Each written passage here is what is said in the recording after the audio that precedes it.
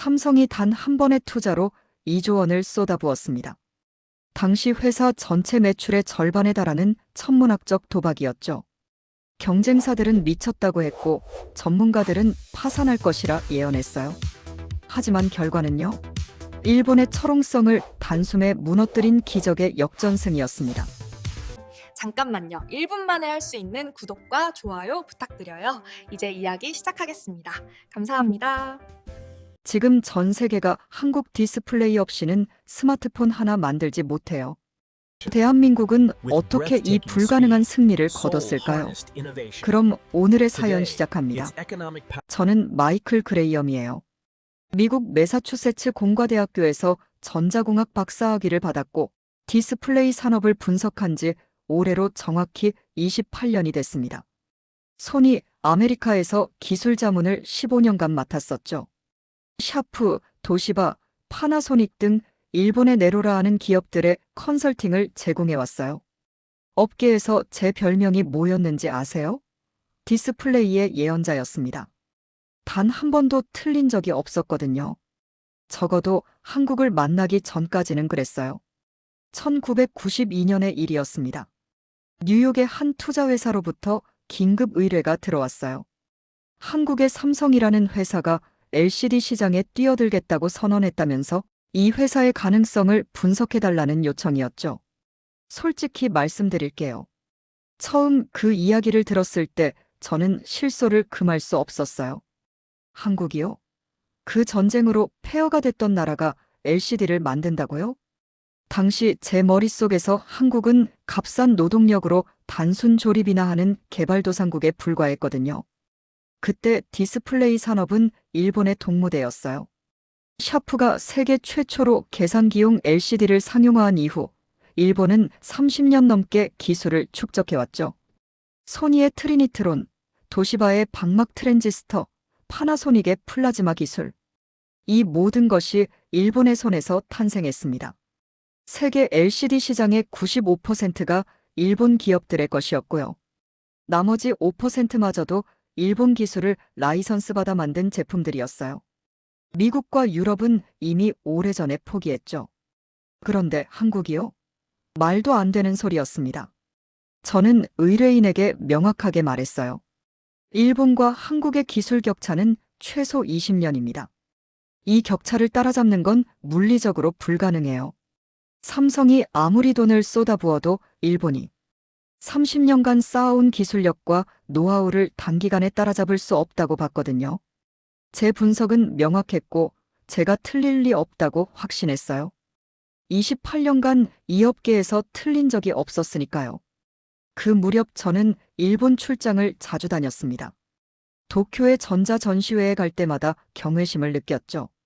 아키하바라의 전자상가를 걸을 때면 이것이 인류 기술의 정점이라는 생각이 들더라고요. 샤프의 연구소를 방문했을 때는 숨이 멎는 줄 알았어요.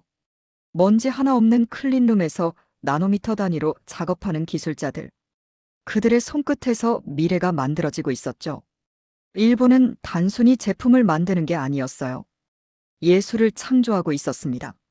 일본의 디스플레이 기업 임원들은 자부심이 넘쳤어요. 한 샤프 임원은 이렇게 말하더군요. 우리는 30년을 투자했습니다. 이 기술력은 돈으로 살 수 없어요. 오직 시간만이 줄 수 있는 것이죠. 저도 그 말에 전적으로 동의했습니다. 기술이란 결국 축적의 산물이잖아요. 하룻밤에 따라잡을 수 있는 게 아니거든요. 그런데 이상한 일이 벌어지기 시작했어요. 1993년 삼성이 방막 트랜지스터 액정 표시장치 연구소를 설립했다는 소식이 들려왔죠. 1994년에는 LG도 뛰어들었다고 했고요. 일본 업계에서는 비웃음이 터져나왔습니다. 1995년 도쿄 전시회에서 만난 한일본 기업 임원은 대놓고 조롱하더라고요. 한국이요? LCD를 만든다고요? 웃기지 마세요. 그들은 우리가 버린 기술이나 주워 모으는 수준입니다. 그런데 저는 그때 묘한 불안감을 느꼈어요. 삼성의 투자 규모가 심상치 않았거든요. 회사 전체 매출의 절반에 가까운 금액을 LCD에 쏟아붓고 있다는 소식이 들려왔죠. 그건 투자가 아니라 도박이었어요. 아니, 자살 행위에 가까웠습니다. 합리적인 경영자라면 절대 하지 않을 선택이잖아요. 그런데 삼성은 그걸 하고 있었어요. 일본 동료들은 웃으면서도 계속 삼성을 언급했습니다. 그게 신경 쓰였어요. 비웃으면서도 의식하고 있다는 뜻이었으니까요. 어느 날 밤 도쿄의 호텔방에서 창밖을 바라보며 생각했죠. 설마 내가 뭔가를 놓치고 있는 건 아닐까? 하지만 곧 그 생각을 떨쳐버렸습니다. 불가능은 불가능이에요. 숫자는 거짓말을 하지 않으니까요. 그리고 1995년 여름 충격적인 소식이 전해졌습니다. 삼성이 3세대 LCD 생산 라인을 성공적으로 가동했다는 거예요. 예상보다 2년이나 앞당긴 성과였죠. 처음에는 오보라고 생각했어요. 불가능한 일이니까요. 하지만 확인해보니 사실이더라고요. 소니 본사에서 긴급회의가 소집됐습니다. 분위기가 심상치 않았어요. 평소에 여유 있던 일본 임원들의 얼굴이 굳어 있었죠. 저는 직접 확인해봐야겠다고 결심했어요. 아무리 생각해도 믿기지 않았거든요. 내 눈으로 보기 전엔 인정할 수 없었습니다. 그래서 1996년 봄 생애 처음으로 한국행 비행기에 올랐죠. 인천공항에 내리면서 생각했어요. 일주일이면 끝낼 수 있겠지. 삼성의 한계를 확인하고 돌아가면 된다고요. 그런데 결과적으로 그 일주일이 제 인생을 완전히 바꿔놓게 됩니다. 서울에 도착했을 때 첫인상은 예상과 달랐어요. 물론 도쿄만큼 세련되진 않았죠. 하지만 도시 전체에서 뭔가 다른 에너지가 느껴지더라고요. 사람들의 걸음이 빨랐고 눈빛이 날카로웠어요. 마치 어딘가를 향해 전력 질주하는 것 같았습니다. 나중에 안 사실이지만 그게 한국인 특유의 빨리빨리 문화였어요. 삼성 연구소 방문 전날 밤 호텔에서 자료를 검토했습니다. 삼성의 재무제표, 기술 로드맵, 인력 현황. 숫자상으로는 여전히 일본과 격차가 컸어요. 하지만 성장 속도가 이상했죠. 너무 빨랐습니다. 정상적인 학습 곡선으로는 설명이 안 되는 속도였거든요. 뭔가 내가 모르는 변수가 있다는 걸 직감했어요. 다음 날 삼성전자 기흥연구소에 도착했습니다. 저를 안내한 사람은 김영호 박사였어요. 디스플레이 연구소의 수석 연구원이라고 했죠. 첫인상이 강렬했습니다. 예의 바르고 차분했지만 눈빛이 날카로웠어요. 마치 제 속을 꿰뚫어 보는 것 같더라고요. 저를 평가하는 듯한 느낌이 들어 불편했습니다. 그레이엄 박사님 환영합니다. 김영호 박사가 말했어요. 우리 연구소를 직접 보시고 판단해 주시죠. 숫자만으로는 알 수 없는 것들이 있으니까요. 그 말에 묘하게 찔리는 게 있었습니다. 마치 제 분석의 한계를 지적하는 것 같았거든요. 연구소를 돌아보면서 저는 점점 혼란스러워졌어요. 시설과 장비는 예상보다 훨씬 좋았습니다. 하지만 그게 다가 아니었죠. 연구원들의 눈빛이 달랐어요. 일본에서 본 기술자들의 장인 정신과는 또 다른 무언가였습니다. 그건 절박함이었어요. 마치 목숨을 건 것처럼 연구에 몰두하고 있더라고요.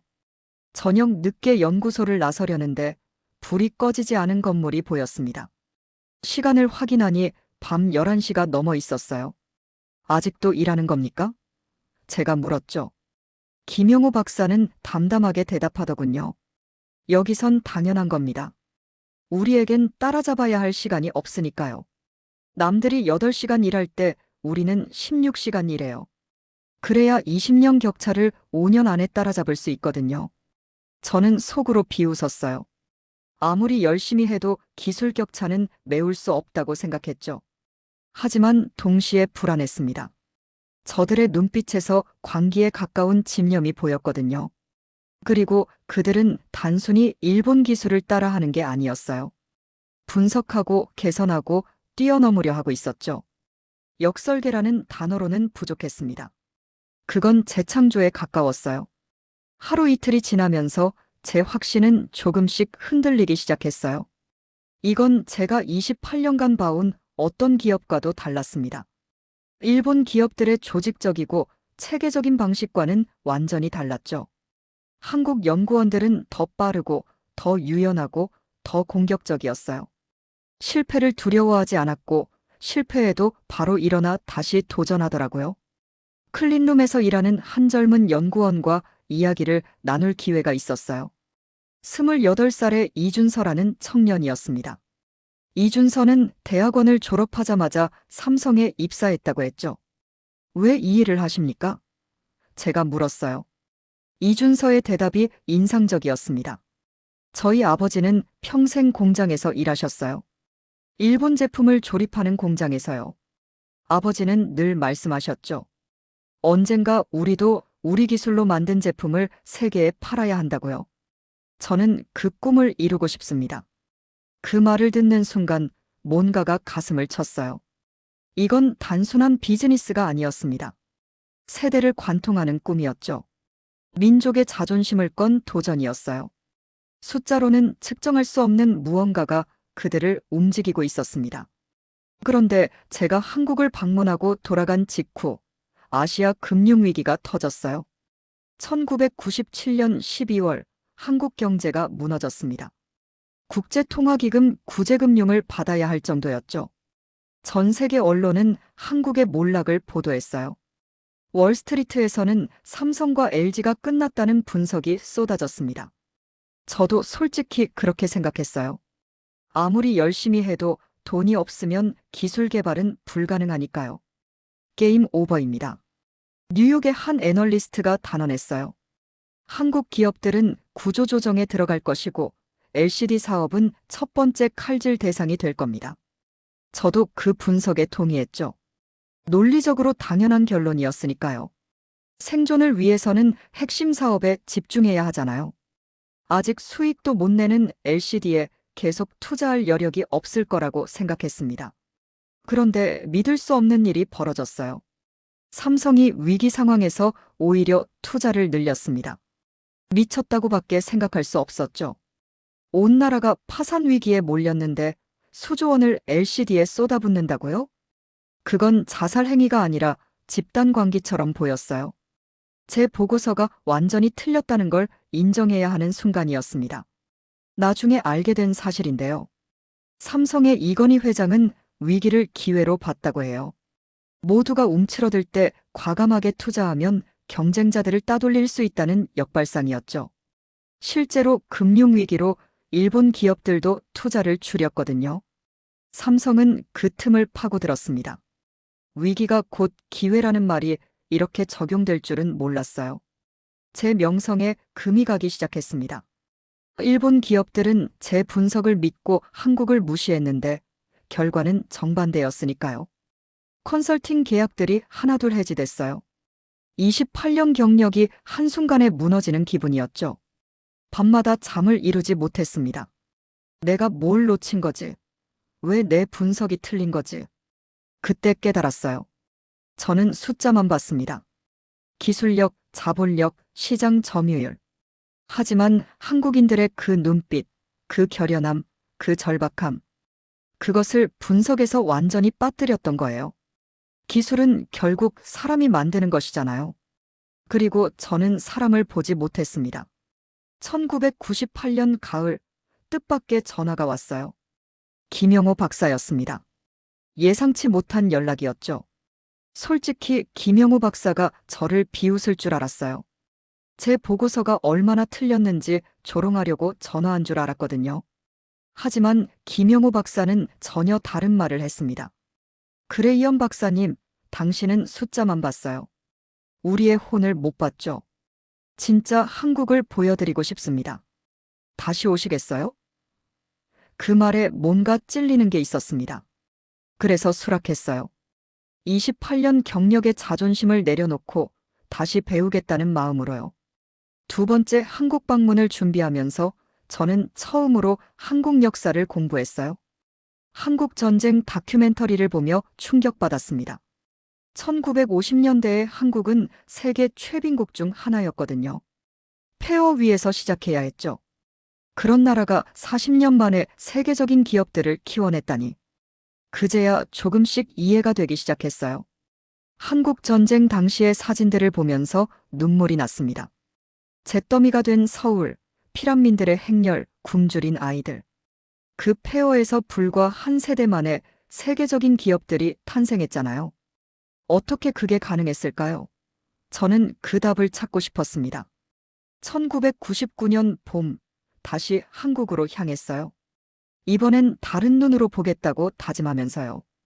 김영호 박사는 저를 LG 파주 공장으로 데려갔습니다. 거기서 박준혁이라는 현장 기술자를 만났죠. 40대 중반의 평범해 보이는 아저씨였는데요. 박준혁의 이야기가 저를 완전히 바꿔놓았어요. 박준혁은 새벽 4시에 출근한다고 했습니다. 왜 그렇게까지 하는 겁니까? 제가 물었죠. 박준혁은 잠시 생각하더니 이렇게 대답하더라고요. 제 아버지는 한국 전쟁 중에 태어났어요. 피란민 텐트에서요. 평생 가난하게 사셨죠. 저한테 늘 말씀하셨습니다. 너는 공부해서 이 나라를 일으켜야 한다고요.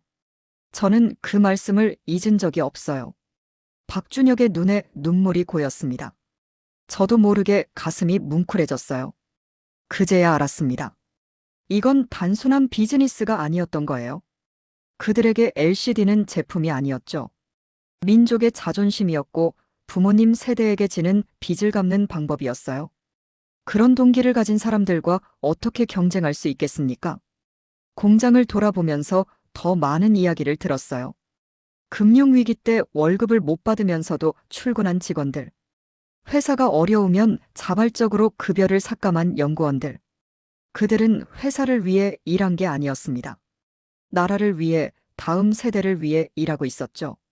세대를 관통하는 사명감. 그것이 그들의 원동력이었어요. 박준혁은 자신의 아들 이야기도 해줬습니다. 당시 고등학생이었던 박준혁의 아들은 공대에 가서 아버지처럼 엔지니어가 되고 싶다고 했답니다. 아버지가 만든 디스플레이가 전 세계로 팔려나가는 거 보면서 자랐어요. 저도 그런 일을 하고 싶어요. 박준혁의 아들이 그렇게 말했다고 해요. 3대에 걸친 꿈이었습니다. 할아버지의 염원, 아버지의 헌신, 아들의 계승. 그것이 한국의 힘이었어요. LG 파주 공장의 생산 라인을 직접 봤을 때 저는 또 한 번 충격을 받았습니다. 자동화 수준이 일본과 대등했어요. 아니, 어떤 부분에서는 더 앞서 있었죠. 불과 5년 전만 해도 따라잡기조차 불가능하다고 했던 기술들이 눈앞에 펼쳐져 있었거든요. 어떻게 이게 가능한 겁니까? 제가 물었어요. 김영호 박사가 대답하더군요. 우리는 졌던 적이 있습니다. 반도체에서도 처음엔 일본에 졌죠. 하지만 포기하지 않았어요. 넘어지면 일어나고 또 넘어지면 또 일어났습니다. 100번 넘어져도 101번 일어나면 돼요. 그게 한국인입니다. 그런데 2001년 또 다른 위기가 찾아왔어요. 정보기술 버블이 붕괴했습니다. 전 세계 디스플레이 수요가 급감했고 삼성과 LG는 적자로 전환됐죠. 월스트리트 애널리스트들이 일제히 매도 의견을 냈어요. 게임 오버라는 헤드라인이 쏟아졌습니다. 저도 솔직히 이번엔 정말 끝이라고 생각했어요. 그레이엄 박사님, 당신도 이번엔 우리가 끝났다고 생각하시죠? 전화 너머로 김영호 박사가 물었습니다. 솔직히 그렇다고 대답할 수밖에 없었어요. 논리적으로 봤을 때 이 상황에서 살아남기란 거의 불가능해 보였거든요. 하지만 김영호 박사는 웃으며 말하더군요. 지금이 기회입니다. 미쳤다고 생각하면서도 한편으론 그들이 맞을 수도 있겠다 싶었어요.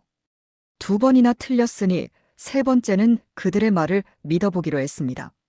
그리고 실제로 삼성은 위기에 더 공격적인 투자를 결정했어요. 모두가 철수할 때 전진하는 역발상이었죠.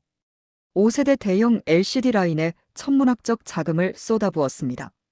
투자 규모가 2조 원이 넘었어요. 당시 삼성전자 전체 매출의 절반에 육박하는 금액이었죠.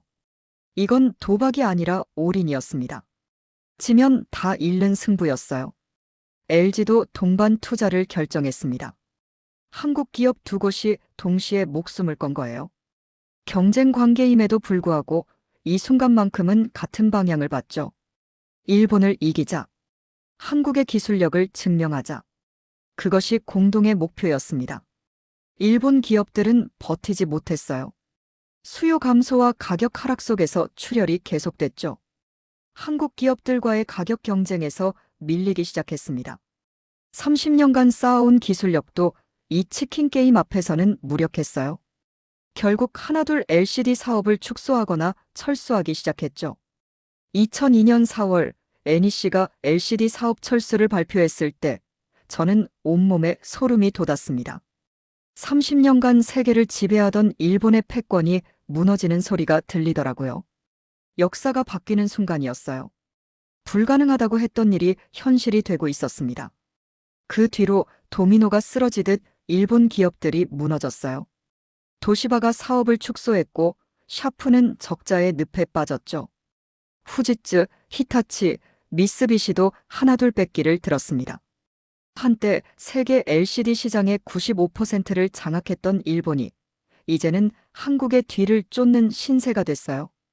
2004년 삼성이 마침내 세계 LCD 시장 점유율 1위를 달성했습니다. LG가 2위로 뒤따랐죠.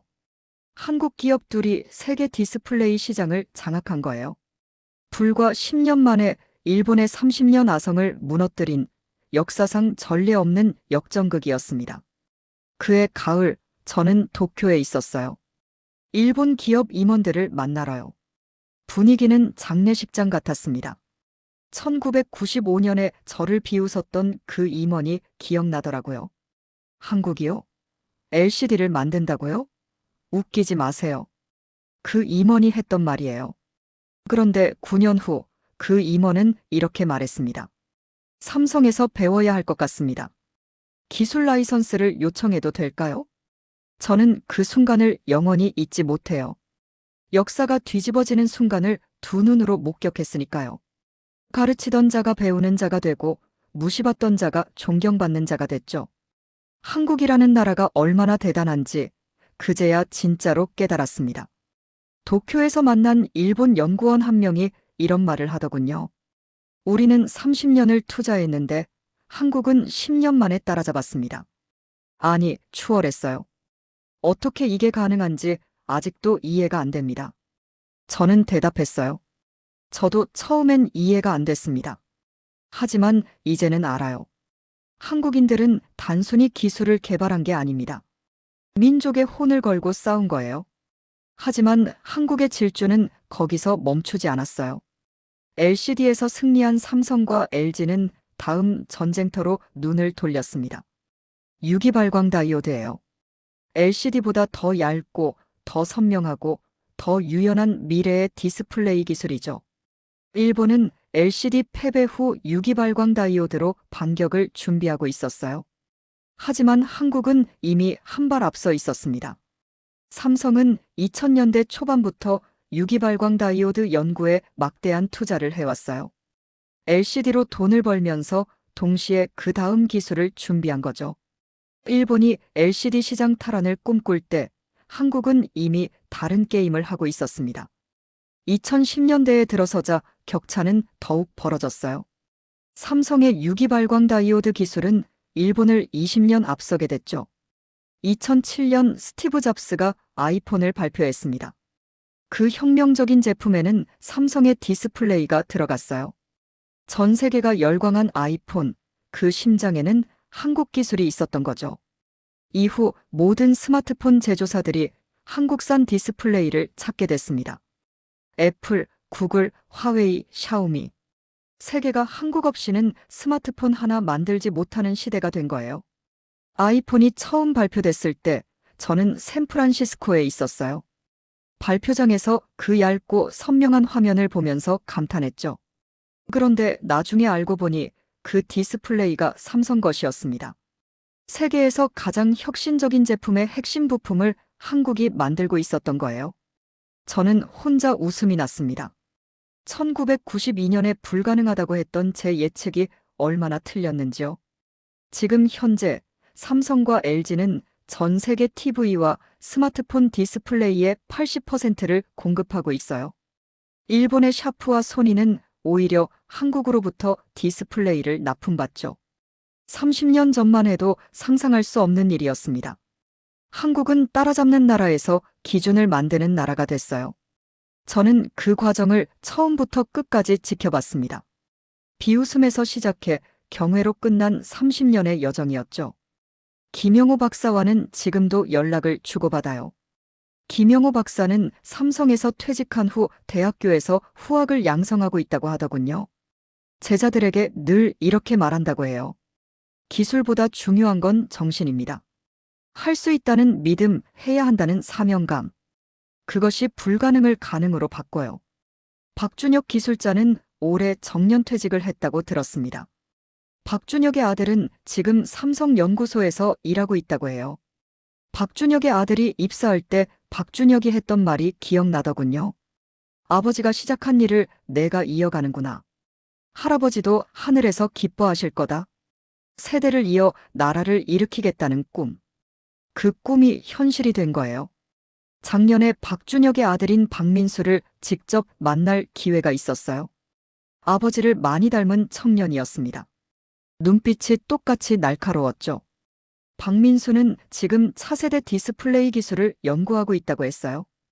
아버지가 LCD로 일본을 이겼다면 저는 그 다음 기술로 중국을 이기겠습니다.